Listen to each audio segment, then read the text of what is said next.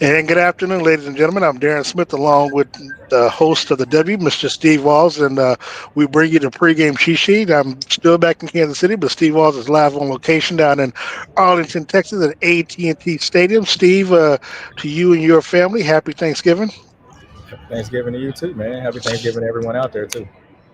Yeah. Let me give a shout out to my mom. She already said good afternoon to us. She said if we don't speak, she gets upset. Happy So Thanksgiving. she yeah, she cooked a nice meal. So we got to get through with the show so I can go eat before the game.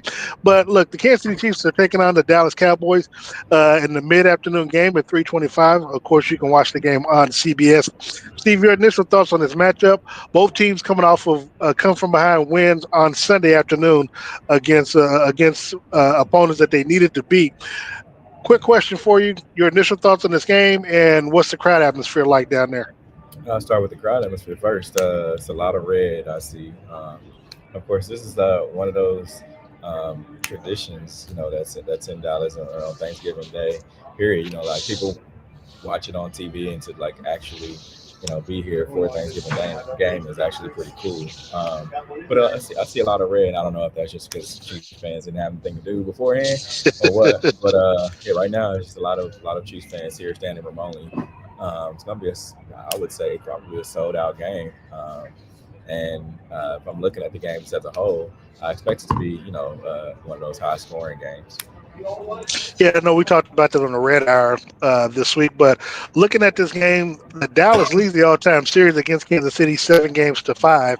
Of course, the last time these two teams played was at Arrowhead, where the Chiefs won 19-9. Of course, I believe I can't remember if Dak played in that game. I think Dak played. Okay, I'm thinking about the Green Bay game. But yeah, Dak played in that game, and it was a low scoring affair, 19-9. But this is a game, Steve, where when the schedule came out, you and I both figured that this game would be on Thanksgiving. The NFL placed this game here on CBS to try to break the all-time viewership record in the regular season. Of course, that was held by the Cowboys and the Giants. I think about 3 years ago, they had about 42 million people. They're expecting upwards to about 50 million people watching this game today. Now, I was going to post on X earlier today that people are not tuning in to these games today to be watching the 3-0 type of score that we saw in the first quarter of the Green Bay and Detroit game. They want to see some high scoring. But when you look at this matchup, Steve, what most concerns you about Kansas City going up against the Cowboys today? I mean, right now, I just say defensively. I mean, we saw how Dak was able to fling the ball last week in his comeback win against the Eagles. And I would just say right now, I think it's defensively and it's getting after the quarterback. I feel like that would be my top thing that would most concern. And then after that, I would say, if it's a 1A, 1B, I would say the play of Patrick Holmes. I feel like he, hasn't hit his targets that he should have hit. Has some overthrows, has some, interceptions starting last week's game. So I would say there's 1A, 1B. It'd be the defense, getting out the quarterback, and then Patrick Holmes. When I look at this matchup, I think the thing that's most concerning is a lot of people gave the Cowboys a lot of grief about their defense after trading Michael Parsons, and a lot of it was well deserved. But we saw in last week's game again, they were down 21-0, Steve, and that defense got them back to where they ended up winning 27-21. I'm wondering if whether or not that will carry over from just 4 days ago into this game, because we know that the Chiefs on average don't give up more than like 16, 17 points a game. The loss that the Colts suffered last week, they scored 20 points. But this is an offense that will challenge the Chiefs defense no matter what. Like every single drive, I expect Dak Prescott to try to push the ball down the field. I know Brian Schottenheimer in his press conference after the game, and I think on Monday talked about how they expect to give CeeDee Lamb a lot more touches in the game this week. Even with the drops that he's had over the last two games. Yeah, I agree. I think today is the day where you can't afford to be kind of lackluster or don't have energy. I mean, it's a holiday. It's Thanksgiving. You have, you said upwards of 50 million people watching this game. You're the only thing in town on TV across America.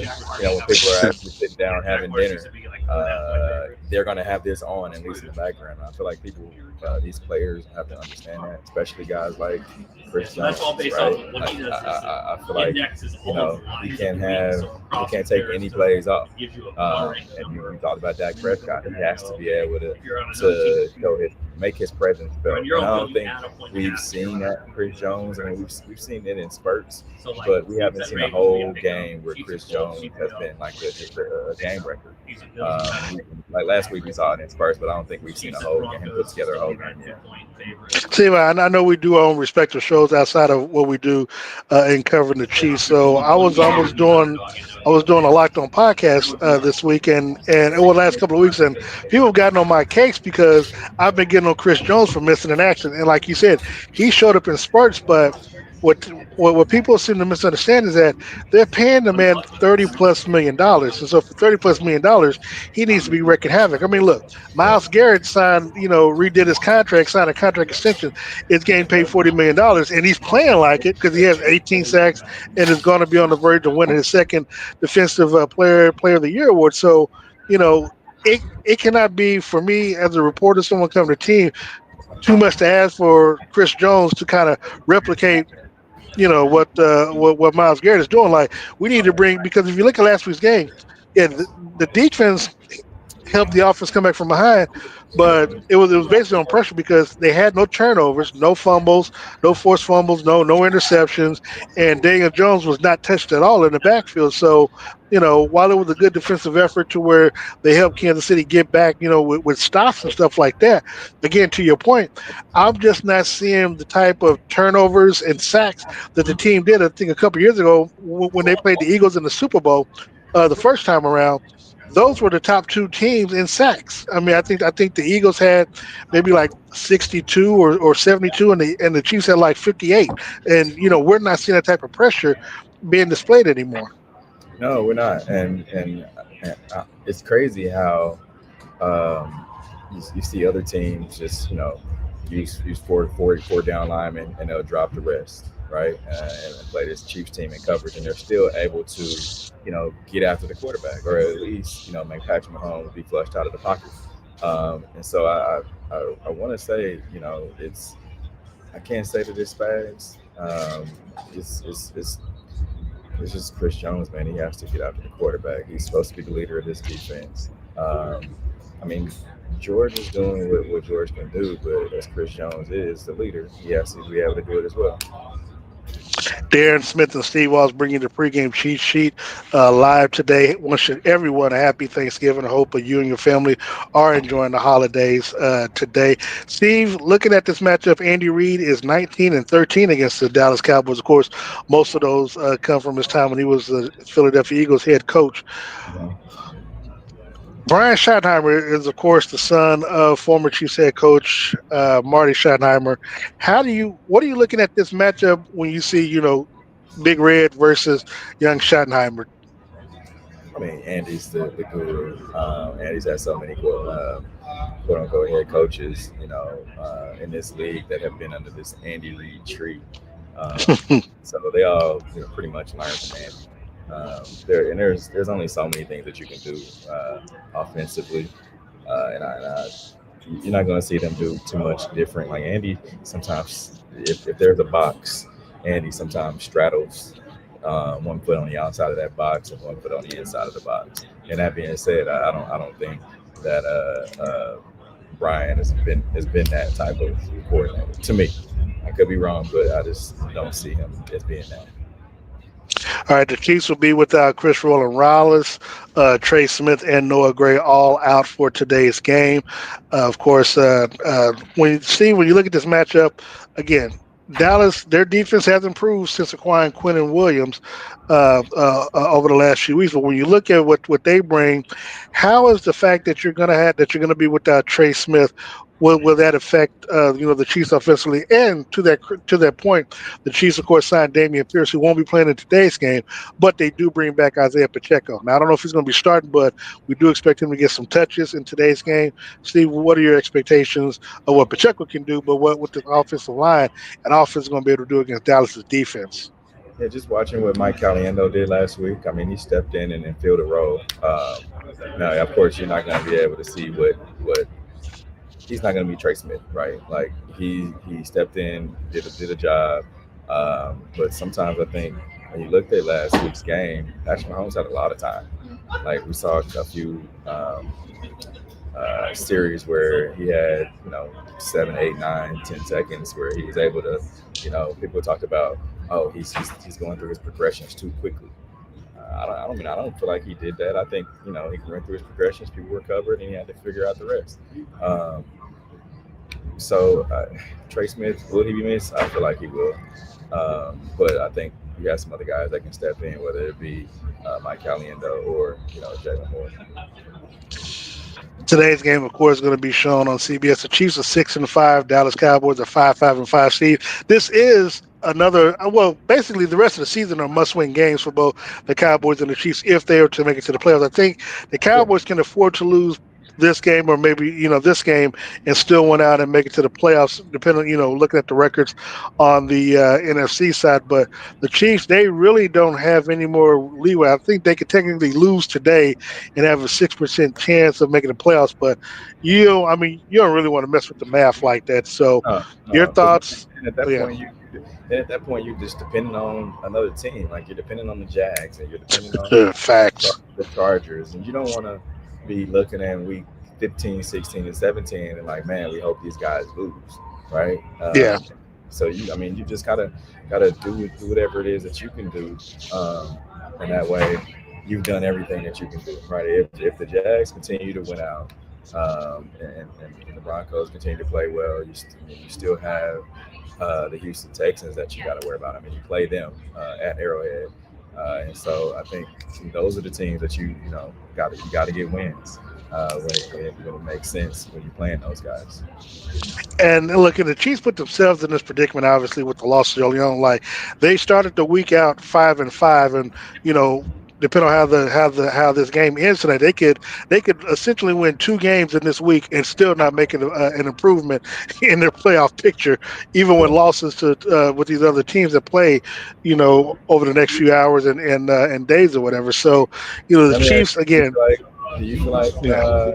do you feel like Jacksonville is going to just win out? I mean, Jacksonville, they're winning games that you would kind of expect them to lose, or for Jacksonville to just do Jacksonville things. I mean, they played the Arizona Cardinals, and that game went down to the wire. I think it was like 28-24 or something like that. So it it Jacksonville does still has kind of they have the Titans, they have the Colts at home, they have the Jets, the Broncos again, the Colts again, and then the Titans again. see, but see, the thing is like because they did not win the division last year, they're playing like a third place schedule, and their division is not really all that strong as it is. And so when I look at that, and when I look at these other teams, their schedule is not as tight as the Kansas City. I mean, that's if you think about it, Buffalo, Baltimore, along with the Chiefs, they're all playing first place schedules. And I mean, and so granted, the Chiefs probably won't win the AFC West, so their schedule next year will actually be a lot quote unquote easier than what Denver or even the Chargers will be, depending on how things shake out. But if you're asking me, I guess when it comes to Jacksonville, yeah, I would say, you know, yeah, I mean, because if you play Tennessee twice, I mean, those are two wins that you get. I mean, I think honestly, I think Kansas City just needs to worry about trying to win their division and hope that the Los Angeles Chargers can lose two of those, lose another game in the division. So, Houston as well. Houston is in well, Southeast. Kansas City plays Houston. So, what Kansas City has to do, they have to beat Houston next Sunday night at Arrowhead because every other team in the conference that they've played outside of Baltimore, they have a tiebreaker ahead of them. So at least if Kansas City can beat can beat them, they'll at least have a leg up. And the only way that'll happen is for them is that they beat Houston, and Houston goes on to somehow win the division. I don't think they will, but that's an outside shot for them. Yeah, 'cause, I mean, um, the Colts game was huge. If you can get this game, I mean, you still have the Chargers again, you still have Denver again, and then you have Houston coming in, and then you go to the Raiders last game of the season. You also have Tennessee, but you're going down to Tennessee to play them, and then you got the Raiders last game of the season. So, I mean, you've got some very winnable games. The opponents that you're playing, there's nobody that like stands out. Like if you had, let's just say The only one that Baltimore. stands out is Denver. I mean, and look, I can't take nothing away because Denver has played Kansas City tough, especially at home. And I agree. Kansas City, of course, gave that game away in Denver a couple weeks ago. I'm just talking about like schedule wise. So like Oh yeah, say you had Buffalo and Baltimore still on your schedule, then you kind of be like but I mean you've got teams that are that you're supposed to be at least all on right. paper. So we've yeah, no doubt, no doubt. Now, Steve, Patrick Mahomes at his presser earlier this week talked about playing, back at this stadium for the first time since his high school, well, since college. I know he was on the team that played in 2017, when Alex Smith was here. But how does what do you expect from his performance today, especially when, he talked about having about 50 family members and friends coming in to watch them play? Yeah. I saw his dad walking in a little earlier. They seem happy to be back here and playing and close to home. You also not only Patrick Mahomes, but you got Rasheed Rice playing here You're too. right. Yep. Uh, Yep. Yeah, so I mean, home games for a few of these guys on this team. I think Patrick's gonna come out and show folks why he's arguably still one of the best quarterbacks in the league. Yeah, I mean, it's going to come down to being Patrick and first down at the end of the day. And so Patrick being at home, he's definitely going to show why he's one of the top quarterbacks in the league. As I mentioned earlier, Isaiah Pacheco returns to the active roster today. Last week, Kareem Hunt had over 100 yards from scrimmage. Was for the first time in such a long time. I think he had over 100 yards rushing as well for the first time since he's returned to Kansas City. What are you expecting from Pacheco in today's game, and how much do you think we'll see of him? That's interesting because we've seen him come back last year, um, and I don't know. I say it was premature. After he had the fracture, what was it, fibula, um, and I want to say it was premature, but you could just tell he didn't have the bounce in his step that he had, the Pacheco bounce that we've come to see over these last few years. So I'm wanting to see how his first run is, if he's going to be kind of the cutbacks and things because the MCL. Ginger. Yeah, sometimes I think when guys have those kind of injuries, it's more of trusting it more than anything, more of trusting that Well, it's strong and that it's healed. let me ask you this. I'm just playing devil's advocate. Do you think the signing of Damian Pierce kind of bumped up his, kind of made him come back a little bit sooner? No, I think Andy can because Andy he was asked about him during a press conference last week ahead of the game against the Colts, and he said he was going to be out. We talked about him practicing and said that he felt good last week. So if I think he could have probably come back last week because he's been out 5 weeks now if you consider just Hmm. last Sunday. Um, so I think he probably could have played last week, but then they just kind of just held him out and was like, all right, we're just gonna roll with what we have. No, I get it. I mean, Kareem, and we talked about it. Kareem has told us he's healthy. I mean, this is the healthiest he's been in some time. He had all off season to actually get training camp and get all the reps and get in shape. I know he talked about it on Shannon Sharp show this week. So yeah, so I mean, and he's and he feels like he could take he could take a big load again today if that's what happens. So I'm curious, Steve, before your X factor for the team offensively today. Who's your X factor on offense? Man, I'm going to say similar to last week, man. I'm gonna say Mahomes again, and the reason I say that is because this team goes as he goes. Mm. Because you got to remember, last week the the Colts got the ball first, right? Um, the Chiefs, they went 3 and out, um, punted the ball, and then Patrick threw an interception, right? So the defense did their job, right? The defense did their job. They got the ball back without a score, and he threw an interception in a crucial spot. So it put the Colts up 7-0, and then you're automatically playing from behind. So I feel like if the defense is doing their job and they're getting you the ball back, you've got to score every time you get the ball. You got to put points on the board every time you get the ball. So that's if I'm, we're just talking mainly about the offense. I would say my X factor for them would be Patrick Mahomes. So you did it again, huh? So you decided to use it, just pull the same thing out last week. Okay, I'll make sure I go first next week, so you can't use them again. Um, but you know what? Okay, but you know what? I'll put one of your numbers, Steve. I'll go with Andy Reid, and the reason why I'll go with Andy Reid is because again, we talk about it. His coaching style seems to differ from game to game, matchup to matchup. Again, he plays the Detroit Lions, he plays the Baltimore Ravens, he plays the Denver Broncos. He's a little bit more aggressive because you know that team is going to be more aggressive. Well, I would say that's kind of going to be the case with with the Cowboys today. Now, conversely, saying my X factor on defense is going to be Spag, so I'm going to just do that now because Brian Schottenheimer has already said that he expects, that they're going to, they're going to go after the quarterbacks because they're going to get CeeDee Lamb touches. They're going to get George Pickens. I mean, that's their offense. Now, granted, they do have a great, a great running game as well, but essentially it's Dak Prescott, throwing to those receivers and Jake Ferguson at the tight end. So, so my question is just how aggressive is Andy Reid going to be in today's game to make sure that, if they win the coin toss, we know they're going to defer.